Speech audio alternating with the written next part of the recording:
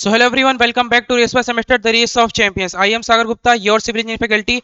और आज का हमारा सब्जेक्ट होने वाला है फंडामेंटल ऑफ मैकेनिकल इंजीनियरिंग। ठीक है, तो हम लोग अपना सब्जेक्ट स्टार्ट करने वाले हैं फंडामेंटल ऑफ मैकेनिकल इंजीनियरिंग।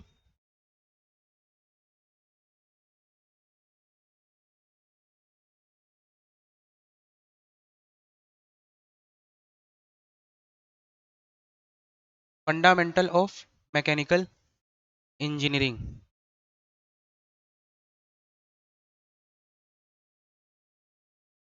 ठीक है, तो अब तक हम लोगों ने देखा था, इसके लगभग हम लोगों ने 4 लेक्चर कर लिए थे। ठीक है, वैसे तो 5 लेक्चर हो गए थे, मैं सिलेबस को भी काउंट कर रहा था, पर सिलेबस को काउंट ना करा जाए तो हमारा टोटल 4 लेक्चर होता है इस सब्जेक्ट का।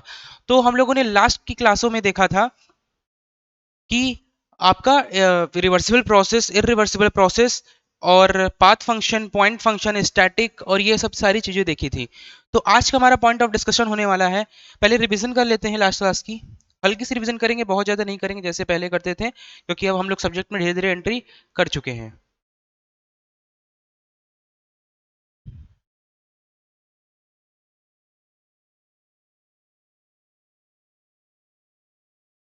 ठीक है, 1 मिनट रुकिएगा।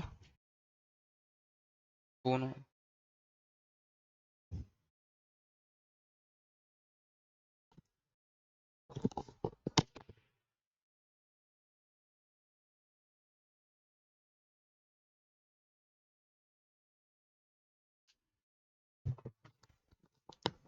ठीक है, तो हमारा डिस्कशन का पार्ट था आपका रिवीजन ऑफ लास्ट क्लास में हम लोगों ने क्या क्या पढ़ा था। तो पहले हम लोग बहुत बेसिक से चलते हैं, जो हमारा था इंटेंसिव प्रॉपर्टी। ठीक है, पहले देखते हैं एक्सटेंसिव प्रॉपर्टी।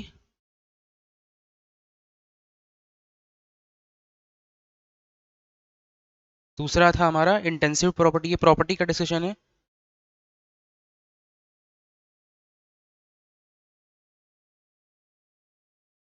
ठीक है, तो हम लोगों ने एक्सटेंसिव प्रॉपर्टी में ये पढ़ा था कि आपका एक्सटेंसिव प्रॉपर्टी डिपेंड करता है मास के ऊपर। ठीक है, extensive property depend upon the mass, पर वही इंटेंसिव प्रॉपर्टी डिपेंड नहीं करता है मास, तो ये मास पर डिपेंड नहीं करता है। इस पे लिखेंगे कि एक्सटेंसिव प्रॉपर्टी डिपेंड्स अपॉन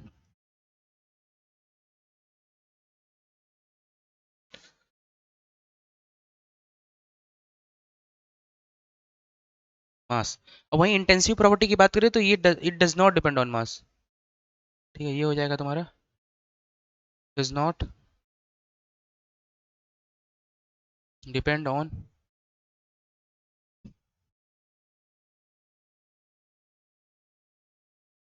ठीक है, ये मास के ऊपर आपका डिपेंड नहीं करता है। ये हो गया इंटेंसिव प्रॉपर्टी। अब आगे बात करते हैं हम लोग, ये सारी चीजें हो गई। अब हमारी नेक्स्ट टॉपिक क्या था? Static property.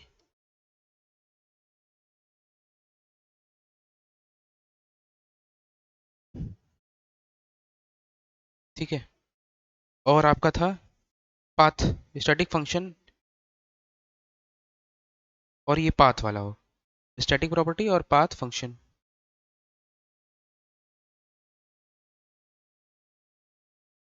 ये भी फंक्शन ही है।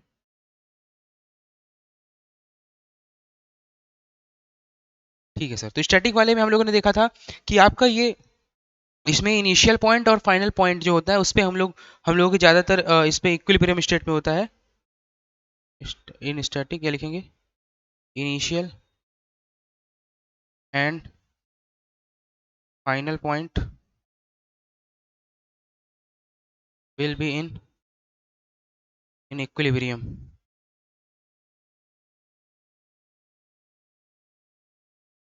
और आपका पाथ फंक्शन में होता है कि इसमें हम लोग पूरा path path will be considered. ठीक है, पाथ विल बी कंसीडर्ड। ठीक है, अब आज आज का डिसीजन क्या होने वाला है हमारा? एनर्जी। आज का हम लोग देखिए, पहले हम पहली बार जो भी है, जब भी हम लोग क्लासेस को स्टार्ट करेंगे हमेशा लास्ट क्लास में जो भी बात है उसको रिवीजन करेंगे। और आज हम लोग जो स्टार्ट करने वाले हैं, आज का हमारा टॉपिक होगा एनर्जी। अब एनर्जी क्या होता है? एनर्जी मतलब होता है, energy is an ability to do work. Energy का मतलब होता है ability to do work. Energy ये हमें दिखाता है कि आपको कार्य करने के लिए जो भी जिस भी बॉडी, जैसे मैं ही हूँ, तो मैं आपको पढ़ा रहा हूँ या आप पढ़ रहे हो, तो आपके बॉडी में उतनी, आप उतना ही पढ़ सकते हैं जितना आपकी बॉडी आपको अलाउ करती है, जितने आपके बॉडी में जितनी एनर्जी होता है। तो ये क्या दिखाता है? आपके आपके वर्क करने की एबिलिटी को दिखाता है। तो लिखेंगे एनर्जी इज एन, क्या लिख, energy is an ability to do work. ठीक है, एनर्जी क्या, एबिलिटी टू डू वर्क है। अब देखिए, हमेशा टाइम टू टाइम, देखिए ये तो सिंपल सा डेफिनेशन आ गया कि energy is an ability to do work. तो हम एनर्जी को टाइम टू टाइम, क्योंकि अभी तो नहीं, ऐसा तो है नहीं कि साइंस आज पैदा हुआ है तो आज हम लोग इसको पढ़ रहे हैं, नहीं, साइंस बहुत पुराना है। तो टाइम टू टाइम इसके डेफिनेशन में बदलाव किए गए, इसके इसके स्टडीज में बदलाव किए गए, कैसे कैसे इनको पढ़ना है, कैसे कैसे इन्हें नहीं पढ़ना है, क्या छोड़ना है, क्या पकड़ना है। तो फाइनली यहाँ लिखेंगे पहले इसको कि from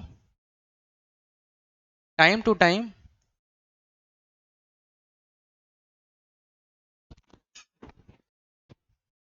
time definition of,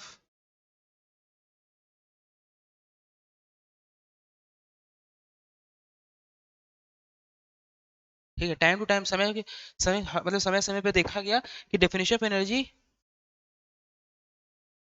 is आपका evolve.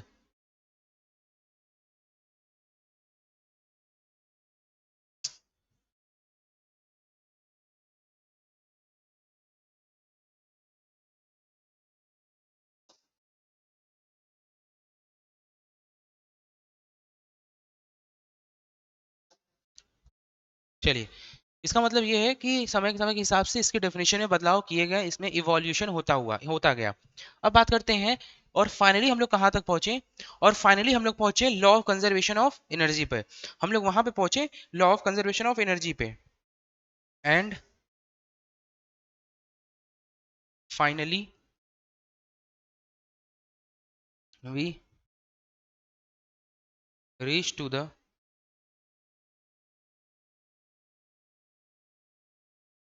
Law of conservation of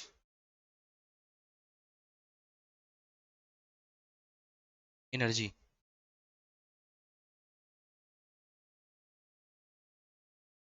अब law of conservation of energy क्या होता है सर? तो law of conservation of energy होता है कि, पहले इसको समझते हैं, पहले ये एनर्जी को पूरा तरीके से समझ लेते हैं। एनर्जी क्या है? एबिलिटी टू डू वर्क है, आप समझ सकते हैं इस चीज को। अब एनर्जी के फॉर्मुलाज भी होते हैं, उस पर भी हम लोग आएंगे। एनर्जी का फॉर्मूला क्या होता है, एक बार बताइएगा। एनर्जी का फॉर्मूला होता है पावर इनटू टाइम, ठीक है। देखिए पहले फॉर्मूला, एनर्जी बराबर हो जाएगा power into time. Energy, energy की यूनिट क्या होगी आगे लिखेंगे हम लोग, पावर, या E is equals to P into time T.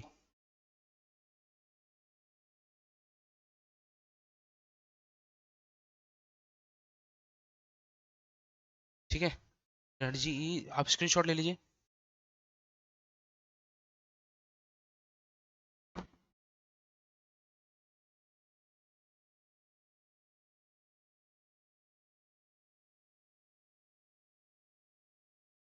चलिए, ठीक है, आई होप अपने स्क्रीनशॉट ले लिया, आगे बढ़ते हैं। देखिए हमारा नेक्स्ट पॉइंट क्या होने वाला है, पहले law of conservation of energy क्या होता है इस चीज को समझते हैं।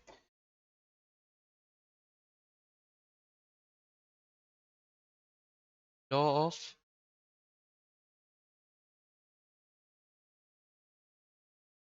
Conservation of energy, law of conservation of energy क्या होता है? तो इसका ये मतलब होता है कि law of conservation of energy का डेफिनेशन, इसका डेफिनेशन क्या होता है कि energy neither be created nor be destroyed. ठीक है, एनर्जी को ना ही बनाया जा सकता है ना ही इसको खत्म किया जा सकता है, but it can be change from one form to another form. बस इसको एक फॉर्म से दूसरे फॉर्म में चेंज किया जा सकता है, बदला जा सकता है। तो लिखेंगे इस चीज को,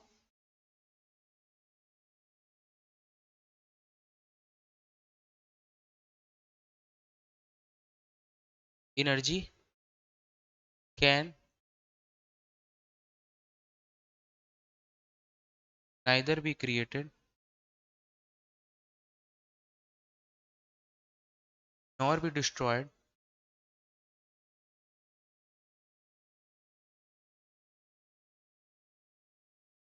but it can be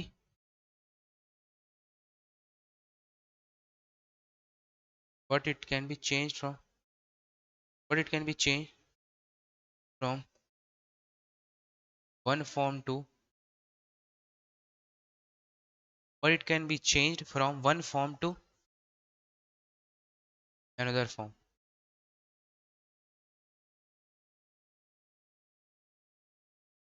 ठीक है, ये हो गया हमारा। तो एनर्जी को ना ही बनाया जा सकता है ना ही डिस्ट्रॉयड किया जाता है।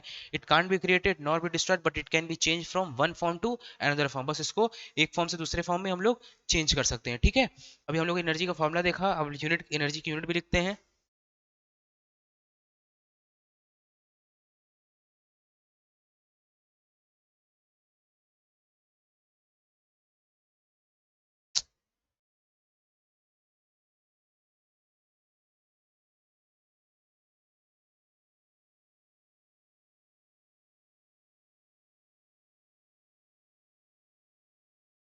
एनर्जी की यूनिट क्या हो जाएगी? एनर्जी की यूनिट हो जाएगी जूल। ठीक है, अब हम लोग आगे बढ़ते हैं कि एनर्जी कितने कितने फॉर्म की होती है। ठीक है, एनर्जी की फॉर्म ऑफ एनर्जी लिखेंगे,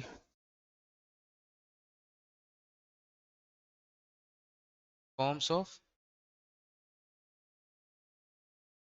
एनर्जी। या पहले इस चीज का एग्जांपल देखते हैं, ये जो law of conservation of energy है, एग्जांपल क्या आप देखना चाहेंगे?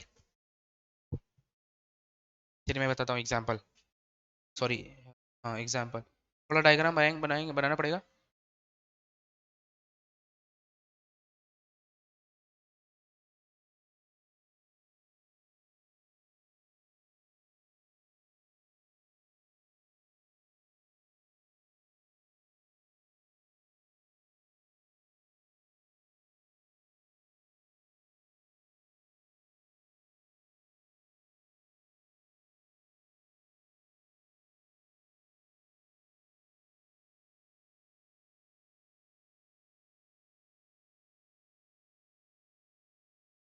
आपने डैम का नाम सुना है?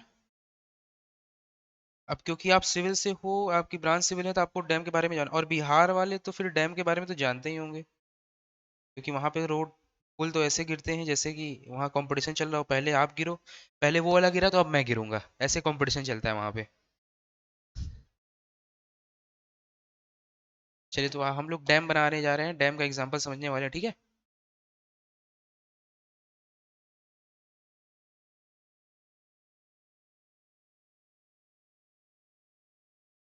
चलिए।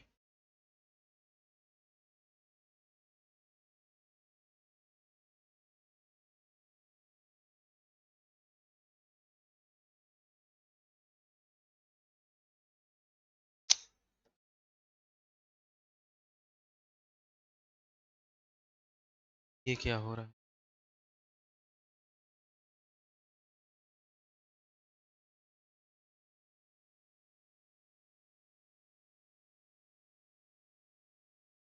अगर आप क्लास 11th या 12th की फिजिक्स आपने पढ़ी होगी, ठीक है, या 9th की भी फिजिक्स पढ़ी होगी, तो उसमें आपने मोटर का तो नाम सुना ही होगा। ठीक है, मोटर का, मोटर का नाम आपने सुना ही होगा। तो सर आप मोटर से अभी यहाँ से क्या समझाना चाह रहे हैं? तो देखिए, हम आपको ये समझाना चाह रहे हैं, मान लीजिए ये डैम था, डैम के पीछे ये सारा पूरा वाटर स्टोर था। ठीक है, ये पीछे पूरा पानी भरा हुआ है। ठीक है, ये पूरा पानी स्टोर है। अब यहाँ पे अरेंजमेंट लगाई गई है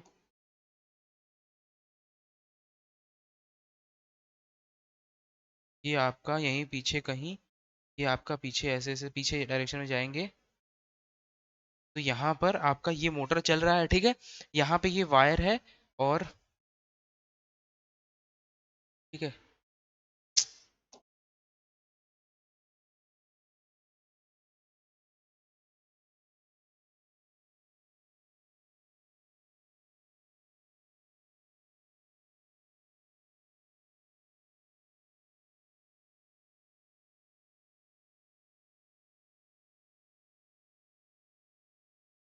ये मान लीजिए आपका ट्रांसफर जो टावर होता है, ट्रांसफार्मर होगा। ठीक है, अब यहाँ से आपका वाटर यहाँ इसके थ्रू, ये वाटर जो है इसके थ्रू ये देखिए इस पे टकराएगा।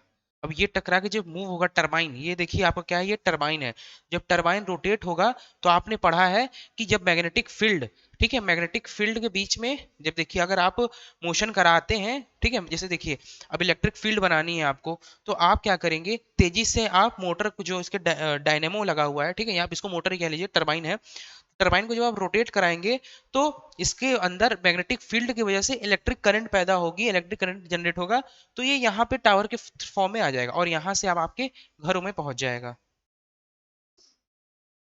ठीक है, यहाँ से आपके मान लीजिए ये आपका ये घर है।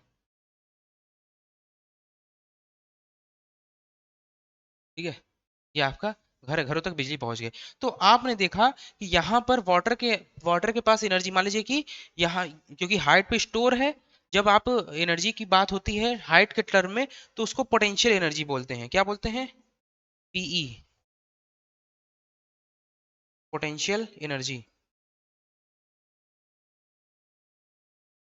और चूंकि यहाँ पर अगर सिंस यहाँ पे वाटर फ्लो हो रही है, यानी कि वाटर क्या है, वाटर की अपनी एक वेलोसिटी है, वाटर मूविंग कंडीशन में, और जब वाटर मूविंग कंडीशन में होती है तो उसको हम लोग बोलते हैं वैसी एनर्जी को काइनेटिक एनर्जी। और जब काइनेटिक एनर्जी और पोटेंशियल एनर्जी को जोड़ देते हैं, ठीक है, यहाँ लिखेंगे कि kinetic energy plus potential energy, ये छोटा स्मॉल फॉर्म में लिख देते हैं, तो अगर आप ऐड करते हैं तो ये आपका फॉर्म करता है मैकेनिकल एनर्जी। ठीक है, जब kinetic energy plus potential energy जब में होता है तो आपका फॉर्म क्या करता है, मैकेनिकल एनर्जी। तो मैं ये समझाना चाह रहा हूँ कि यहाँ पे देखिए वाटर की एनर्जी क्या थी, काइनेटिक एनर्जी से पोटेंशियल प्लस पोटेंशियल यानी मैकेनिकल एनर्जी थी, वाटर के पास क्या थी, मैकेनिकल एनर्जी। पर जब उसने टरबाइन के साथ रिएक्ट किया, एक्ट किया, ठीक है, रिएक्ट एक्ट किया, तो उसने इलेक्ट्रिकल एनर्जी बना दी। तो आपने देखा कि एनर्जी कांट बी क्रिएटेड, ना ही एनर्जी को बनाया गया, एनर्जी पहले से ही मौजूद थी, एनर्जी पहले से मौजूद थी, can't be created nor be destroyed. जब वाटर को यहाँ से फ्लो कराया गया तो जाहिर से अगर मान लीजिए यहाँ पे डायनेमो या मोटर नहीं लगाते हैं तो ये कहीं ना कहीं फ्लो होकर जाती ही जाती, यानी कि वो एनर्जी अपनी कहीं ना कहीं जाती लेकर के, पर हम लोगों ने डायनेमो लगा दिया यहाँ पे, तो यहाँ से इलेक्ट्रिसिटी पैदा हुई, यानी कि एनर्जी को एक फॉर्म से लेकर के दूसरे फॉर्म में चेंज कर दिया गया। अब देखिए आप अपने हाउस होल्ड में गए, तो हाउस होल्ड में भी आप जरूरतमंद, जैसे आप फ्रिज चला रहे हैं, तो वो क्या है, वो भी तो एक एनर्जी का वो है, ट्रांसफॉर्मेशन है, तो आपने उसको यूज कर लिया। ठीक है, अब बात आगे करते हैं हम लोग कि फॉर्म्स ऑफ एनर्जी, या forms of energy types of energy.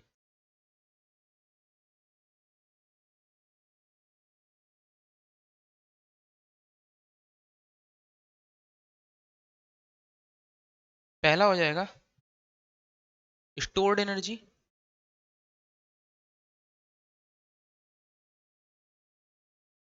दूसरा हो जाएगा एनर्जी इन ट्रांजिट।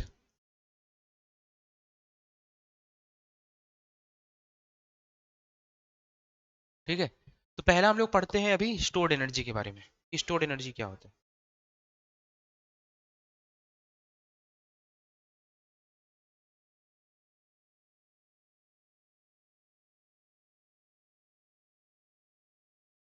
देखिए, तो स्टोर्ड एनर्जी वो एनर्जी, नाम से समझ में आ रहा है कि इस एनर्जी को, पहले इसका स्क्रीनशॉट ले लीजिए वरना काफी ज्यादा होता जाएगा, आप लोग नोट्स भी बना नहीं पाते होंगे, वीडियो बनाने में भी प्रॉब्लम होगी। चलिए लीजिए,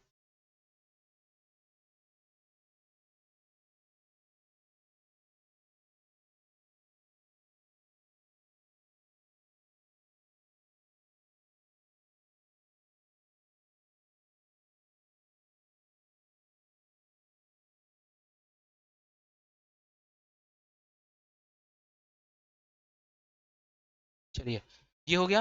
अब हम लोग आगे बात करते हैं स्टोर्ड एनर्जी की। तो नाम से समझ आ रहा है एनर्जी कैसी रहेगी, वो स्टोर्ड रहेगी। तो अभी हम लोग इसको इसको लिखते हैं, इसके बारे में डेफिनेशन, या पहले एग्जांपल से समझ लेते हैं। देखिए एग्जांपल हम लोग देख रहे हैं कि एनर्जी, ये law of conservation of energy का सिर्फ एग्जांपल नहीं था इसमें। चलिए पहले इसको यहाँ से कवर करते हैं, फिर इस एग्जांपल में वापस आते हैं। यहाँ लिखेंगे पहले स्टोर एनर्जी का डेफिनेशन, द एनर्जी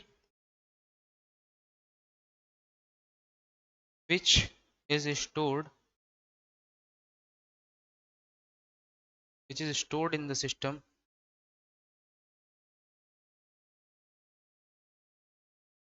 और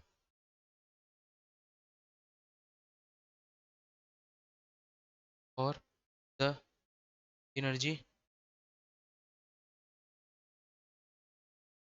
which can be stored in the system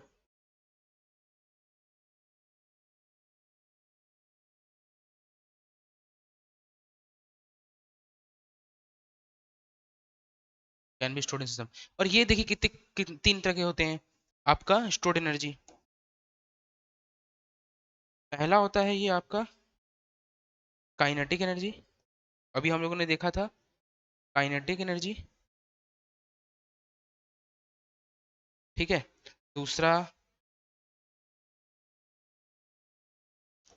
potential energy,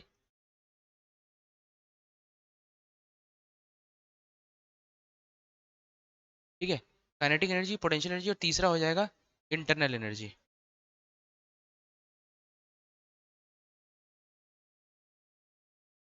ठीक है। तो तीन तरह की एनर्जी देखी हम लोगों ने स्टोर्ड एनर्जी के अंदर, काइनेटिक एनर्जी, पोटेंशियल एनर्जी और स्टोर्ड एनर्जी। तो जैसा कि एज यू कैन सी, हम लोग क्या कौन से चैप्टर पढ़ रहे हैं, हम लोग पढ़ रहे हैं थर्मोडायनामिक्स, ठीक है। तो थर्मोडायनामिक्स से क्या हम लोग काइनेटिक एनर्जी और पोटेंशियल, जो हमारा काइनेटिक एनर्जी है और हमारा पोटेंशियल एनर्जी है, तो क्या हम काइनेटिक एनर्जी और पोटेंशियल एनर्जी की बातें करेंगे थर्मोडायनामिक्स में? तो नहीं, बिल्कुल नहीं करेंगे। हम लोग क्या करेंगे, हम लोग को यूज में लाना है इंटरनल एनर्जी, क्योंकि because we are talking about the आपका थर्मोडायनेमिक्स। थर्मोडायनेमिक्स में हम लोग क्या कहते हैं, बिल्कुल मॉलिक्यूलर, बिल्कुल मॉलिक्यूलर फॉर्म में जाकर के बातें करते हैं। ऐसा नहीं कि बिल्कुल एक्सटेंसिव बातें करते हैं, बहुत ही नॉर्मल, बिल्कुल माइक्रोस्कोपिक लेवल पे बातें करते हैं। तो इसलिए हम लोग इंटरनल एनर्जी, अब इंटरनल एनर्जी क्या होती है, लिखेंगे इंटरनल एनर्जी के बारे में।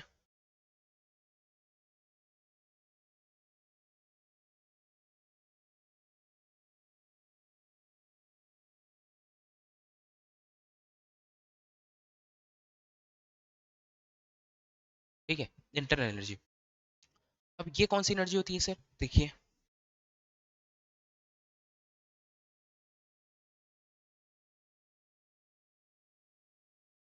These are the energy,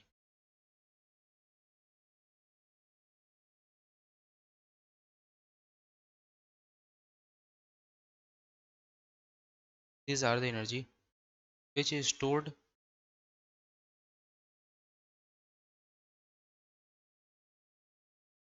which is stored the body,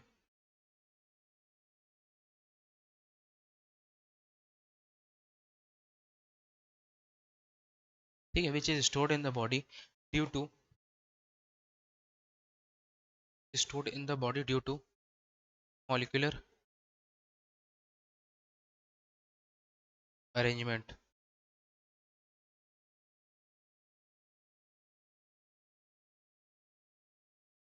body में कैसा स्टोर होता है वो, मॉलिक्यूलर अरेंजमेंट की वजह से। अभी सर मॉलिक्यूलर अरेंजमेंट क्या है, देखिए, आपने मान लीजिए ये आपकी बॉडी है, कोई सिस्टम है, जरूर थोड़ी ये बॉडी ऐसा ही बिल्कुल यूनिफॉर्म शेप का होगा, बस मैं आपको बता रहा हूँ, ठीक है। मान लीजिए इसके अंदर मॉलिक्यूलर अरेंजमेंट कुछ इस प्रकार है, ठीक है, मॉलिक्यूलर अरेंजमेंट। तो इसके मॉलिक्यूलर अरेंजमेंट की वजह से जो एनर्जी आपका होगी, ठीक है, मॉलिक्यूलर अरेंजमेंट की वजह से, तो मॉलिक्यूलर अरेंजमेंट की वजह से जो भी आपके सिस्टम में एनर्जी प्रोड्यूस होगी या एनर्जी होगी, उस एनर्जी को क्या बोलते हैं हम लोग, इंटरनल एनर्जी बोलते हैं। क्या बोलते हैं, इंटरनल एनर्जी कहते हैं, ठीक है। आगे बढ़ते हैं, ठीक है। नेक्स्ट पॉइंट ऑफ डिस्कशन हो जाएगा हमारा इंथैल्पी। ये पहले स्क्रीनशॉट ले लीजिए आप। पहले हाँ देखिए, बता देते हैं इंथैल्पी क्या होता है, फिर स्क्रीनशॉट आप ले लीजिएगा बकायदे। देखिए, इंथैल्पी आपने सुना होगा, एक वर्ड होता है, कॉमन सा वर्ड है। पहले इंटरनल एनर्जी को हम लोग थोड़ा सा और कुछ लिख लेते हैं पहले इसके बारे में। Internal energy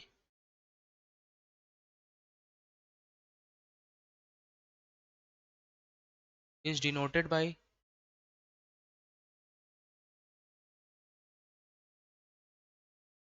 capital letter U.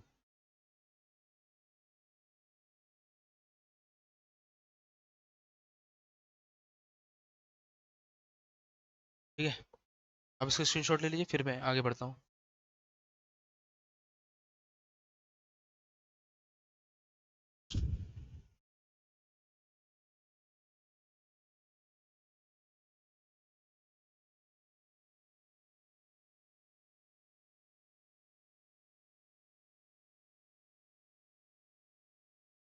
ठीक है, आई होप आपने स्क्रीनशॉट ले लिया। आगे बढ़ते हैं। तो लिखते हैं इंथैल्पी, या इंथैल्पी लिखने से पहले एक चीज हम लोग लिखते हैं, टोटल एनर्जी। लिख तो लिया है हम लोगों ने, फिर भी थोड़ा सा, टोटल एनर्जी क्या होती है। हम लोग थर्मोडायनेमिक्स की बात करते हैं। तो देखिए टोटल एनर्जी हम लोगों ने तीन एनर्जी पढ़ी, पोटेंशियल एनर्जी, काइनेटिक एनर्जी और इंटरनल एनर्जी। अभी हम लोगों ने देख लिया, और उसका हम लोग बिल्कुल छोटा सा फॉर्म देख लेते हैं। Potential energy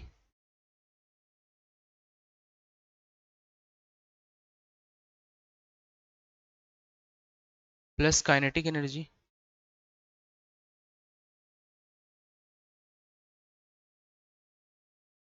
plus internal energy.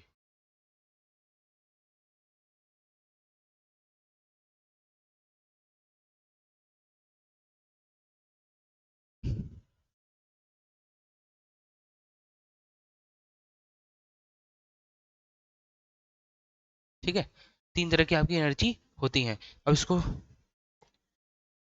लिखेंगे, टोटल एनर्जी बराबर potential energy plus kinetic energy plus capital letter का यू। ठीक है,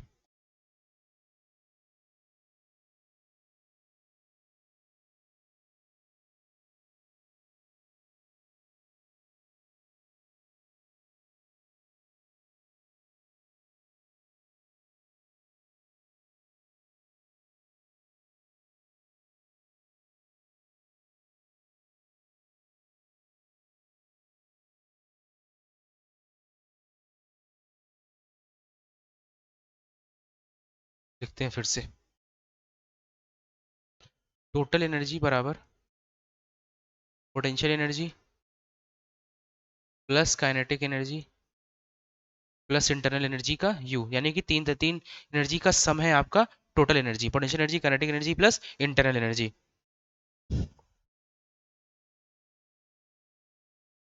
ठीक है, अब देखिए आगे बढ़ते हैं हम लोग। नेक्स्ट टॉपिक है हमारा एंथैल्पी के बारे में हम लोग पढ़ने वाले थे। एंथैल्पी, अब एंथैल्पी क्या होता है सर? तो एंथैल्पी मतलब होता है sum of internal energy plus, ठीक है, sum of internal energy plus product of, plus, ठीक है, या sum of internal energy plus product of pressure into volume. ठीक है, लिखेंगे enthalpy is,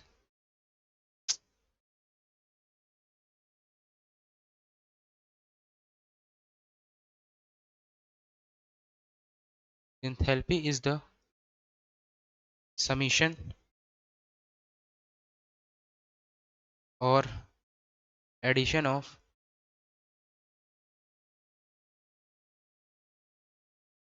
internal energy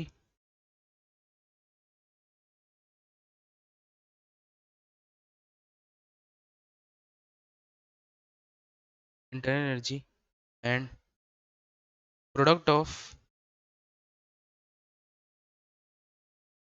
pressure and volume।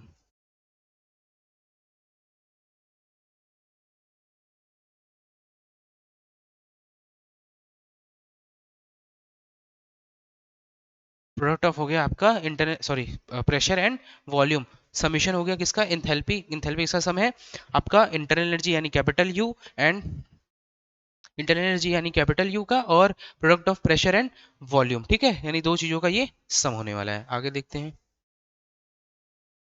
Enthalpy को हम लोग लिखेंगे यहाँ पे enthalpy H, enthalpy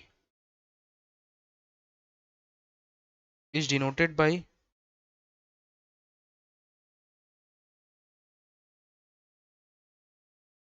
capital letter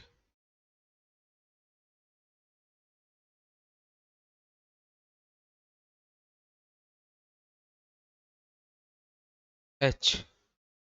ठीक है, कैपिटल लेटर एच से,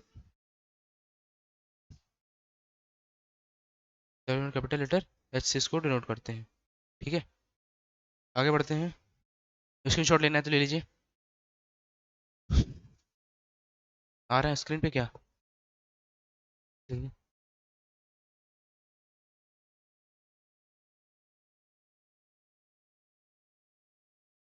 स्क्रीनशॉट ले लीजिएगा ताकि पीडीएफ, क्योंकि अगर मान लीजिए पीडीएफ आपको लेट मिलता है तो उसमें आपको दोबारा रिवीजन करने में प्रॉब्लम ना हो। ठीक है,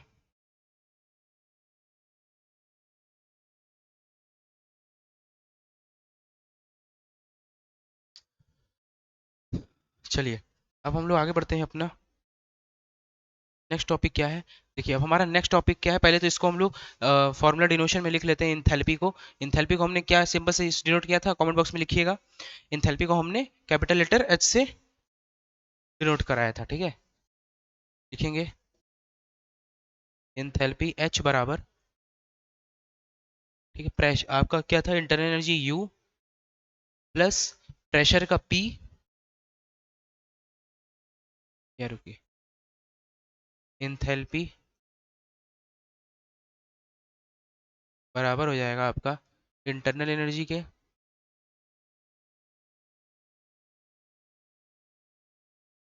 energy plus product of pressure and volume, या लिखेंगे product of pressure into volume. लिखेंगे इसको सिंबल, सिंबल से डिनोट करते हैं। एच बराबर हो जाएगा internal energy you plus pressure, pressure का पी इंटू वॉल्यूम का वी। ठीक है, या कह लीजिए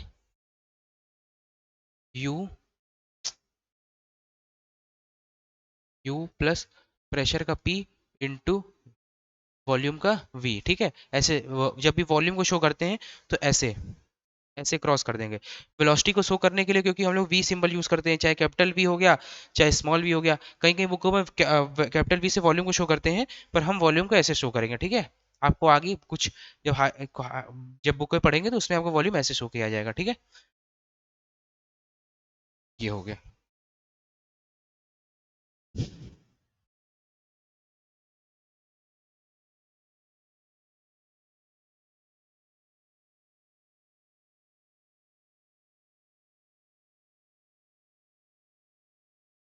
ये हो गया। हम लोग हमारा नेक्स्ट टॉपिक होने वाला है प्रेशर।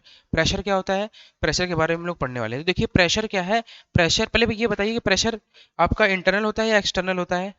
आपने स्ट्रेस और प्रेशर के बारे में सुना होगा जरूर से, तो पहले हम लोग प्रेशर और स्ट्रेस के पढ़ना, तो हम लोग को सिर्फ प्रेशर है, पर मैं चाहता हूँ आप दोनों से यहाँ पे दोनों की डाउट आपकी क्लियर हो, तो हम लोग यहाँ लिखते हैं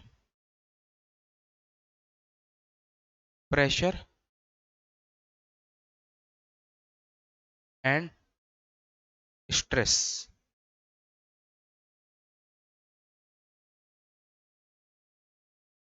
ठीक है, प्रेशर और स्ट्रेस के बारे में हम लोग को पढ़ना है। तो पहले ये बताइए कि प्रेशर और स्ट्रेस में डिफरेंस क्या है। ठीक है, चलिए हम लोग लिखते हैं आगे। देखिए समझते हैं पहले, प्रेशर जो होता है आपका एक्सटर्नली एक्सटर्नली अप्लाइड होता है। एक्सटर्नली मतलब कि जब आप किसी भी बॉडी पर लोड लगाते हैं, जैसे मैं इस बोर्ड पे लिख रहा हूँ, मैं इस बोर्ड पे लिख रहा हूँ, जैसे मान लीजिए मैंने इस पेन से इस पे प्रेस किया, जब मैंने इसको प्रेस किया नहीं दबाया, तो ये आपका क्या है, एक्सटर्नल अप्लाइड लोड है, ये क्या है, एक्सटर्नली अप्लाइड लोड है। पर वहीं जो ये बोर्ड मुझे दे रहा है, इस पेन को दे रहा है, जो रेजिस्टेंस दे रहा है, यानी कि आपने न्यूटन्स का थर्ड लॉ पढ़ा है कि आपका एक्शन रिएक्शन का मतलब जितना लोड आप किसी को दोगे उतना ही लोड आपको वापस में मिलेगा। ठीक है, इस अब तो ऐसे ऐसे पेन रखा, जितना लोड मैंने दिया उतना ही स्ट्रेस बोर्ड लगा रहा है, उतना ही। मान लीजिए मैंने 10 न्यूटन का लोड लगाया, तो 10 न्यूटन का ही लोड मुझे उसने दिया। अगर 10 न्यूटन का नहीं देता तो ये बोर्ड के अंदर घुस जाता, अंदर टूट के चला जाता, तो वो मतलब कि इतना रेजिस्टेंस नहीं दे पा रहा है। ठीक है, आई होप आप समझ गए होंगे मैं क्या कहना चाह रहा हूँ। तो लिखेंगे pressure is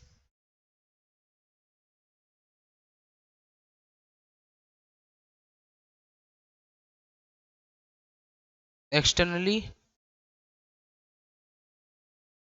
applied load. Pressure क्या है, एक्सटर्नली अप्लाइड लोड है, या it is due to externally applied load. ठीक है, प्रेशर इज एक्सटर्नली, या लिखेंगे due to, pressure is due to externally applied load.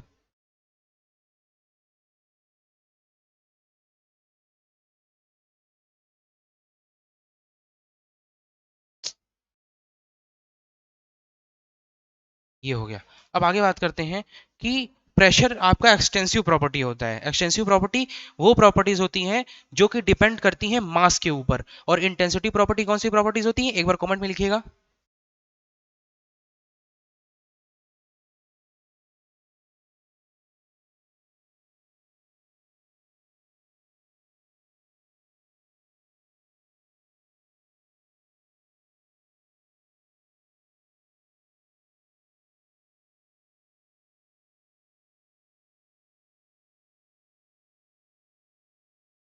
ठीक है, ये हो गया हमारा। अब हम लोग आगे बात करते हैं।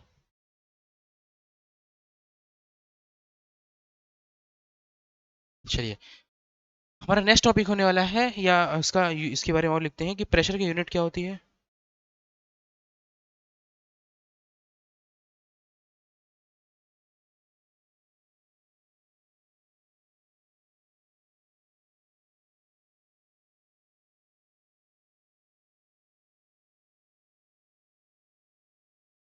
न्यूटन पर एमएम स्क्वायर, या न्यूटन पर मीटर स्क्वायर, सॉरी हाँ, मीटर स्क्वायर।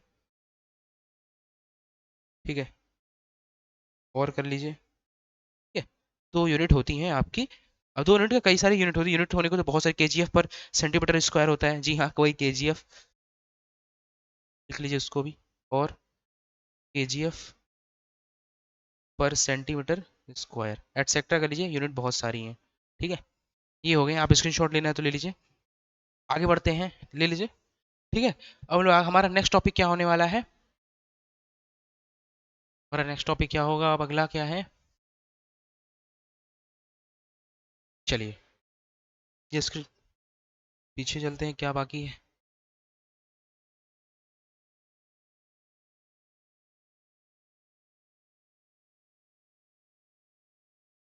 ये क्या हो गया।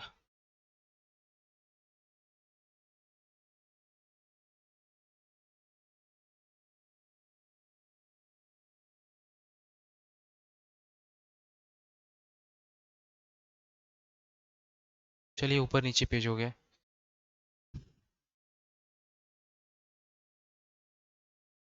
हम लोग बात करते हैं एसटीपी की और एनटीपी की। और अगला टॉपिक है एसटीपी।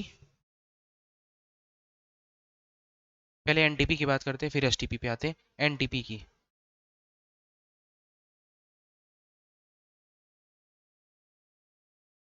एनटीपी, और दूसरा हो जाएगा हमारा एसटीपी। ठीक है, पहले एनटीपी को समझते हैं।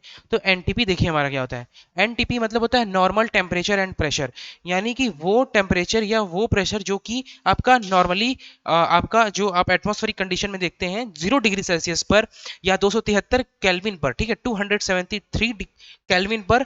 तो वैसे हमारे जो मतलब जो उस पे मेजरमेंट करते हैं इन सारे टेम्परेचर पे, इन सारे प्रेशर पे, तो उसे हम लोग क्या बोलते हैं, नॉर्मल टेम्परेचर एंड प्रेशर। इसके लिखते हैं हम लोग व्हेन टेम्परेचर। एक मिनट, अभी प्रेशर में कुछ चीजें हमारी रह गई, बहुत इंपॉर्टेंट चीजें हैं वो। अभी प्रेशर ये हो गया। प्रेशर देखिए, अभी प्रेशर तो बहुत बड़ा ही है टॉपिक, मैं आगे इतना चला गया। हमारा देखिए नेक्स्ट इंपॉर्टेंट टॉपिक होने वाला है एब्सोल्यूट प्रेशर क्या होता है। पहले डायग्राम से समझते हैं।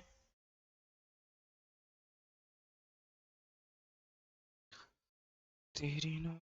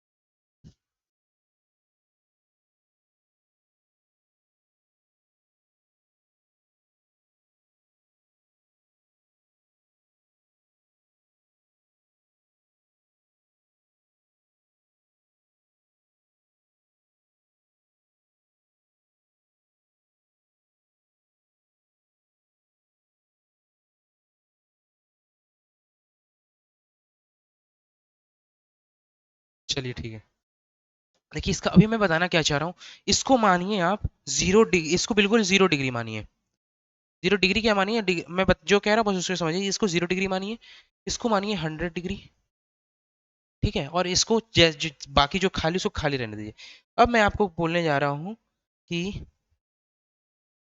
कुछ यहाँ से ऊपर जाइए, ठीक है, कुछ और ऊपर जाइए, कुछ नीचे भी चले जाइए, कुछ और नीचे आइए, और कुछ यहीं पे रुक जाइए। तो अब देखिए बस कंप्लीट हो गया डायग्राम।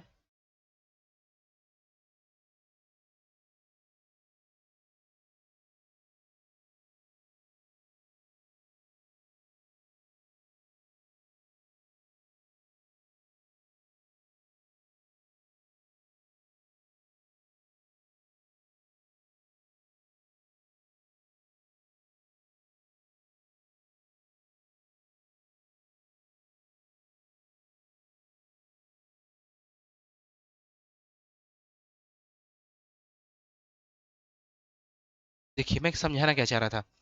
अब देखिए ये है आपका, जब भी आप प्रेशर आप सुनते हैं, आपने कभी ना कभी अपने बाइक में आपने कभी ना कभी अपने बाइक में क्या ना क्या किया होगा, कभी ना कभी आपने टायर में हवा जरूर भराया होगा। तो आपने देखा होगा कि उसमें जो प्रेशर मेजरमेंट की एक यूनिट होती है, उसको क्या बोलते हैं, पता है उसको? उसको बोलते हैं बॉर्डन, ठीक है, बॉर्डन्स प्रेशर मेजरमेंट ट्यूब, ठीक है। बॉर्डन्स प्रेशर मेजरमेंट ट्यूब, या कह लीजिए ट्यूब, या फिर गेज,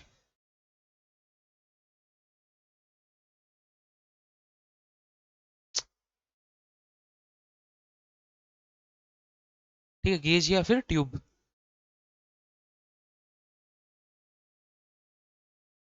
प्रेशर मेजरमेंट ट्यूब। अब देखिए होता क्या है कि जब भी आपने सुना होगा कहते होंगे कि 30 तक भरवा लीजिए, 40 तक भर लीजिए, कितना रखते हैं आप, 30 या 40 रखते हैं। तो वो क्या होता है, वो विद रेफरेंस टू होता है, किसके किसके 30 40। अब जैसे आपको मैं कहूँ, कल भी मैंने एग्जांपल दिया था लास्ट क्लास में, कि अगर आपको बोला जाए कि आपके घर से लेकर के आपके हॉस्टल या आपके कॉलेज तक की दूरी 5 किलोमीटर है, तो ये आपको बताया गया ना कि from this point two from that point. पर अगर आपको ये बताया ही ना जाए, ठीक है, 1 मिनट, पानी का बॉटल, आपको ये बताया ही ना जाए कि कहाँ से लेकर के कहाँ तक की दूरी, ठीक है, आपको ये बताया ही ना जाए कि आपको दूरी जो है आपके हॉस्टल से, सॉरी, आपके कॉलेज से लेकर आपके घर तक की दूरी आपका 5 किलोमीटर है, तो आप तब अगर बताया ना जाए डिश की कहाँ से कहाँ, तो आप कंफ्यूज हो जाएंगे। 5 किलो मैंने बोल दिया कि 5 किलोमीटर, आपके कॉलेज की दूरी 5 किलोमीटर, कहाँ से, आपके कॉलेज की दूरी 5 किलोमीटर है, तो आपको ये पता होना, आपको ये खुद सेल्फ अंडरस्टूड है कि नहीं, मेरे घर से वहां तक की दूरी 5 किलोमीटर है। तो वैसे ही हम लोग प्रेशर के मेजरमेंट केस की भी यही यही इसमें कंडीशन बैठती है कि आपने कभी ना कभी सुना होगा जीरो, ठीक है, 0 न्यूटन पर mm स्क्वायर, ये क्या प्रेशर की यूनिट है, 0 न्यूटन पर mm स्क्वायर। पर यहीं पे देखिए आप, हमारा स्टैंडर्ड एटमॉस्फेरिक टेम्परेचर क्या होता है, ये देखिए, लिखेंगे स्टैंडर्ड एटमॉस्फेरिक एटमॉस्फेरिक प्रेशर क्या होता है। तो ये होता है 101.325 यानी 101.325 किलो पास्कल, यानी KPa। तो ये होता है हमारा जीरो, ये एटमॉस्फेयर के, जिस एटमॉस्फेयर में हम लोग रह रहे हैं, जिस एटमॉस्फेयर में मैं खड़ा हूँ, जिस एटमॉस्फेयर में आप पढ़ रहे हैं, जिस रूम में आप पढ़ रहे हैं, तो आपको जो आपकी सराउंडिंग एटमॉस्फेयर है, या कह लीजिए एयर है, एयर में मौजूद बहुत सारी पार्टिकल्स हैं, स्टैंडर्ड पार्टिकुलेट मैटर्स हैं, बहुत सारी गैसेज हैं, तो ये आपके ऊपर एक प्रेशर लगा रही हैं। कितना लगा रही हैं, 101.325 किलो पास्कल, यानी 101.325 किलो पास्कल। अब देखिए किलो पास्कल है ये, तो हम लोग बदलेंगे क्या, 1 kPa बराबर होता है 1000 न्यूटन पर मीटर स्क्वायर, ठीक है। 1 किलो पास्कल बराबर होता है 1000 न्यूटन पर मीटर स्क्वायर। तो इतना, सॉरी, MM स्क्वायर, यानी मीटर स्क्वायर ही होगा, ठीक है, 1000 न्यूटन पर मीटर स्क्वायर।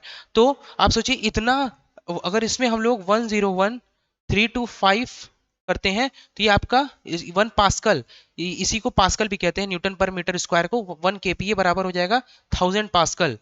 और 1 पास्कल बराबर होता है न्यूटन, 1 न्यूटन पर मीटर स्क्वायर, ठीक है। तो इतना आपके ऊपर लोड ऑलरेडी अप्लाइड है, पर आप कैसे इतना प्रेशर के बावजूद आप खड़े हैं, आप अपना काम कर पा रहे हैं? It is due to the resistance provided by your body, it is due to the stress provided by your body. ठीक है, ये आपके बॉडी की सेल्फ रेजिस्टेंस है कि आप इस एटमॉस्फेयर में इस प्रेशर को आप झेल पा रहे हो। तो यहां देखिए, ये है 0 केपीए। ठीक है, ये जो भी ये वाली लाइन है बेस लाइन, ये है आपका 0 केपीए। और यहां से अगर आप यहां पे आते हैं, जो ये वाली लाइन देख रहे हैं बिल्कुल बोल्ड ब्लू लाइन, ये वाली आपकी लाइन है एटमॉस्फेरिक लाइन। ये लाइन आपको दिखाती है एटमॉस्फेरिक प्रेशर लाइन, जिसका आपका वैल्यू क्या होता है, जो मैंने 100 डिग्री अप्रोक्स टू हम लोग 100 लिख देते हैं, पर वो होता है 101.325 केपीए। अब देखिए, ये आपका बेसिक डायग्राम तैयार हो गया। अब देखिए, अगर आप एटमॉस्फेरिक प्रेशर से, ठीक है, एटमॉस्फेरिक प्रेशर से ऊपर जाते हैं, यानी ऊपर का मतलब कि अगर आपका प्रेशर 101.325 किलो पास्कल से ज्यादा हो, जैसे मान लीजिए 110 हो गया, 112 हो गया, 115 हो गया, तो आपको इस लाइन के ऊपर जाना होगा। ऑब्वियस सी बात है, 0 से बड़ी वैल्यू क्या है, 101 है। ठीक है, और 101 से बड़ी वैल्यू मान लीजिए मैंने एग्जांपल लिया 150 का, कि 150 kilo pascal load sorry pressure आ रहा है। तो अब ये प्रेशर आता कहां से? थर्मोडायनेमिक्स हम लोग पढ़ रहे हैं, उसमें गैसेस की बातें होंगी, फ्लूइड की बातें होंगी। बेसिकली हम लोग गैसेस की बात कर रहे हैं अभी। तो मान लीजिए कि कोई स्टीम इंजन कोई स्टीम इंजन है, स्टीम इंजन वाली ट्रेन आपने सुनी होगी, या कोई बॉयलर है, बॉयलर में वाटर बॉयल हो रहा है। ठीक है, बॉयलर का यूज ही होता है पानी को बॉयल करना, ताकि वहां से स्टीम निकाल सकें और स्टीम से हम लोग वेरियस मशीन्स को यूज करा सकें। तो वहां अब देखिए, यहाँ पे मान लीजिए उसमें प्रेशर, बॉयलर का भी फटने का डर होता है, तो उसमें प्रेशर गेजिंग ट्यूब मतलब प्रेशर गेज लगा होता है, प्रेशर शो करने के लिए एक मशीन, जो मशीन लगी होती है, गेज बोलते हैं उसे। तो वहां देखिए 100 मान लीजिए 150 चला गया, तो उसको क्या बोलेंगे? अगर एटमॉस्फेरिक प्रेशर लाइन इस लाइन से ऊपर जाती है, तो इसको बोलते हैं गेज प्रेशर। ठीक है, गेज प्रेशर, या कह लीजिए इसको बोलते हैं पॉजिटिव गेज प्रेशर। ठीक है, पॉजिटिव,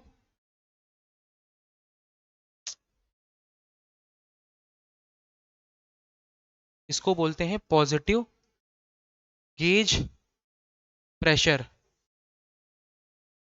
ठीक है, और अगर वही प्रेशर आपका 100 से, इसको मैं 100 मानता हूं, 101 को कह लीजिए, अगर उससे प्रेशर, जैसे ये देखिए प्रेशर ऊपर गई, ये 150 वाली लाइन थी, ये वाली लाइन थी मान लीजिए आपका 130 वाली, 130 केपीए वाली, तो ये अभी भी गेज प्रेशर है। पर अगर देखिए वही लाइन, अगर वही प्रेशर लाइन आपका नीचे चला जाता है, यानी कि 101 से नीचे, यानी कि मान लीजिए 90, 85, 80, मान लीजिए ये वाली लाइन 90 हो गई। ठीक है,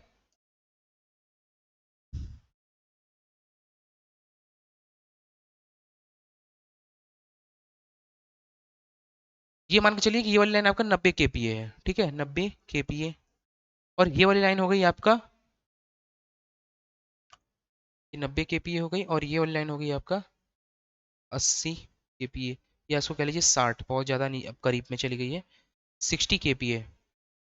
ठीक है, तो 60 केपीए, तो इसको बोलते हैं ऐसी प्रेशर को नेगेटिव गेज प्रेशर। ठीक है,